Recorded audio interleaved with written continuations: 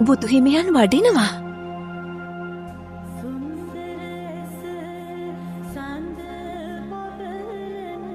ඔබතුමා දැන් කුමක්ද කරන්නට යන්නේ? සිරිපතුල්වල මඩ තැවරෙන්නට නොදී මා බුදුහිමියන් මේ මඩගොහරුවෙන් එගොඩ කරනවා. ඒත් උන්වහන්සේට පූජා කරන්නට මලක්වත් මා ළඟ නැහැ.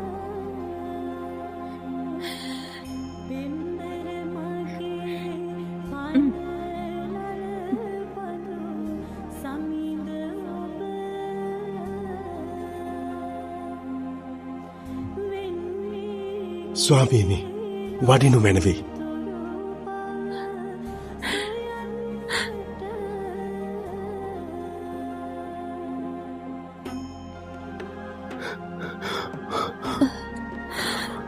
ඔබ වහන්සේගේ ශ්‍රීපා යුග්මයට මම සේතුවක් වෙම්වා.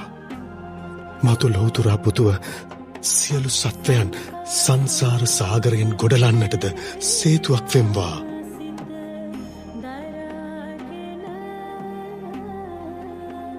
මහණෙනි, මට ජීවිතය පුදාහොත් මේ ධානලාභී තපස්සී පුරුෂයා දස පාරමිතා පුරා සාරා සංඛ්‍ය කල්පලක්ෂයකින් මතු ගෞතම නම් බුදුවන්නේය.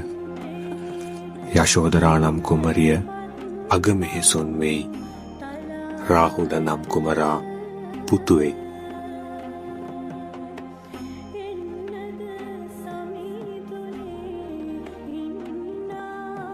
යශෝදරා මම වෙම්වා. ඒ රාහුල මාතාව මම වෙම්වා. පාරමිතා පූර්ණයට අනුබල දෙමින් බුද්ධත්වයේ දක්වා ආත්මයක් පාසා සංසාරය ඇවිද යන්නට විවරණ ලබම්වා. පින්වතිය, ඔබගේ ප්‍රාර්ථනයද ඉෂ්ට සිද්ධ වන්නේය. තවුසානෙනි, මැය ඔබට සමසිත් ඇති, මනා දැකුම් ඇති, පිය තෙපුල් බණන ප්‍රිය භාර්යාවක වන්නේය. මම ඔබ සමග සංසාරයේ සැරිසරන්නම්. සෑම ආත්මයකම ඔබගේ ස්වාමි පුරුෂයා වෙන්නම්. ඒත් මා බුද්ධත්වය ප්‍රාර්ථනා කරන තැනැත්තෙක්.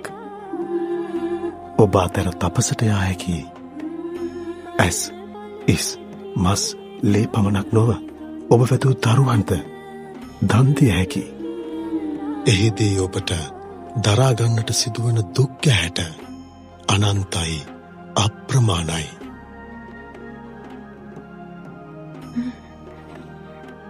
මම ඒ සියලු දුක් ගැහැට දරා ගන්නම්. ඔබගේ බුද්ධත්වයේ සෙවණැල්ල වෙන්නම්.